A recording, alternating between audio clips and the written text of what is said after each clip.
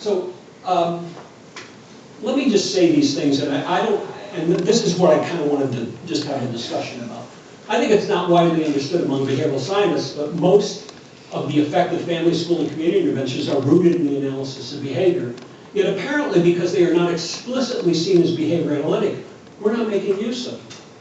Many behavior analysts are frustrated by the lack of recognition of the fact I just mentioned, and also by the limited involvement of contemporary behavior analysis in many of the most important problems in society: education, poverty, economic inequality, drug addiction, family instability, academic failure, climate change. And I got this list, by the way, from behavior analysts to express those kinds of concerns. I think the certification process, while establishing behavior analysis as dominance in the field of developmental disabilities, has not encouraged behavior analysts to study and make use of tested and effective interventions that are not explicitly labeled as behavior analytic. If you are working with families and you don't know about any of the family interventions that I mentioned, I think you should know about them, because I think they could be remarkably helpful to you. And if you get the willies, because it's like, this isn't behavior analysis, I'll help you with that. And so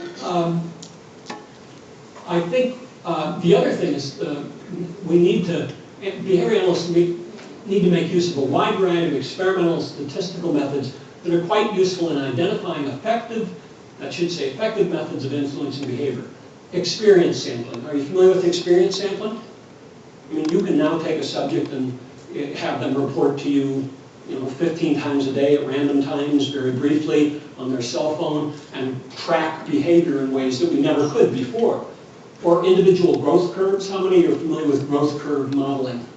You can actually have a growth curve where you have measures of people's behavior over time. We certainly are used to doing that, but you can now analyze those in terms of that growth curve, and you can sort out people's growth curves in terms of independent variables that predict them, or the impact on that growth curve of an intervention, and so on. Very sophisticated methods that allow you to do this in a randomized trial with multiple people and sort out what works and doesn't.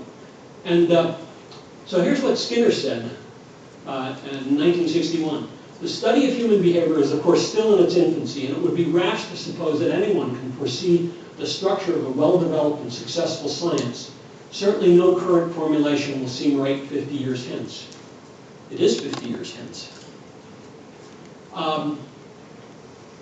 I think evolving a more flexible approach to behavior analysis would increase its impact on many other problems at the same time that it expanded career opportunities for people trained in behavior analysis. Let me just take one example. If you had a cadre of people who wanted to start to implement the PACS Good Behavior Game, you could begin with a small number of schools just here in the neighborhood, get that working, and over time expand that and expand that and expand that, because in Ohio, where Dennis has been doing a lot of this work, there is a 3-county district that is a taxation, they can tax to raise funds to do things. They voted to fund the Good Behavior Game. The citizens of those 3 counties voted to fund the Good Behavior Game. So you can get support for these things. And the last thing I'd say here is the contextualist thinking is at the heart of behavior analysis. That's as relevant to the selection of cultural practices as it is behavior. And I wish I could talk more about the evolution of cultural practices. So I'm actually at 5 o'clock. I wanted to talk about philosophy, goals, methods, and the analysis of behavior. And I don't know what to do. What should I do? Shut up? You want to keep going? Okay, well, all right. Okay, so with respect to philosophy, a number of people have observed that there are strains of pragmatism very clearly in Skinner's work, especially Skinner's later work. And an example, though, I would give is the generic nature of stimulus and response. The problem he was struggling with in the generic nature of stimulus and response is, what's a behavior? How do we define behavior? And a lot of people were defining behavior mechanistically, in the sense of, well, this would, you know, the hand went up this way, and then it went that way, and it went 3 inches this way, and then went, you know, I mean, you can do that. And so, you know, people were struggling with how do you define behavior. So basically his solution to that was that you can identify a bunch of stimuli, you can identify a bunch of responses, and what is, I mean, it is basically identifying a functional response class.